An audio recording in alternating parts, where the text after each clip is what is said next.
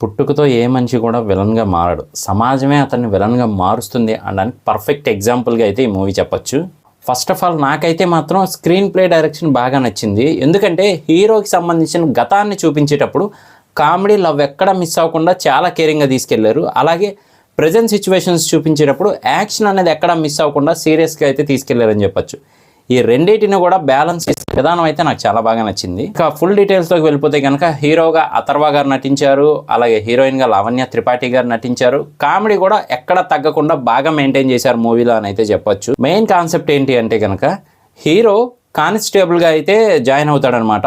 ఆ రోజే కానిస్టేబుల్గా జాయిన్ అవుతాడు. జాయిన్ అయిన రోజే ప్రాణాల మీదకైతే వస్తుంది, ఇంకా ఆల్మోస్ట్ చనిపోతాడు అనే వరకు కూడా సిచ్యువేషన్ వెళ్తుందనమాట. సో మరి ఆయన కానిస్టేబుల్ అవ్వడానికి కారణాలు ఏంటి, మరి అంత చనిపోయే వరకు వెళ్ళాల్సిన సిచ్యువేషన్స్ ఏంటి, మరి విలన్ హీరోగా ఉండే సిచ్యువేషన్ నుంచి విలన్గా ఎందుకు మారాడు, ఇదంతా కూడా కాన్సెప్ట్గా అయితే తీసుకెళ్తారు. కానీ క్యారెక్టరైజేషన్ మాత్రం చాలా బాగా చేశారని చెప్పచ్చు. విలన్ రోల్ కూడా మనకి విలన్గా కాకుండా తను పడ్డ బాధ, తన వాళ్ళ కోసం తను నుంచున్న విధానం, సమాజానికి రాంగు, అలాగే తను ఆలోచించే విధానంలో ఉన్న చిన్న పాయింటే తనను విలన్గా చేసింది అనేది మాత్రం క్లియర్గా అయితే చూపించారు.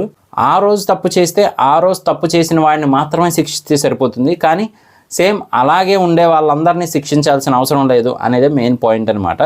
కాకపోతే మాత్రం లాస్ట్లో ఇందులో విలన్ చనిపోయినప్పుడు కూడా మనకు లైట్గా అయితే బాధ కలుగుతుంది. ఎందుకంటే అతను పడ్డది కూడా వీళ్ళ వల్లే, అంటే ఎవరైతే చుట్టూ సమాజం ఉంటుందో వాళ్ళ వల్ల వాళ్ళు నష్టపోయినప్పటికీ తనని మాత్రం విలన్గానే చూపించే ప్రయత్నం చేస్తారు అందరూ కూడా అనేలా అయితే ఉంటుంది. ఓవరాల్గా అయితే మాత్రం ఒక మంచి ఎక్స్పీరియన్స్ ఇస్తుంది. ఇంతకీ మూవీ నేమ్ ఏంటి అంటే కనుక టన్నెల్ అండి.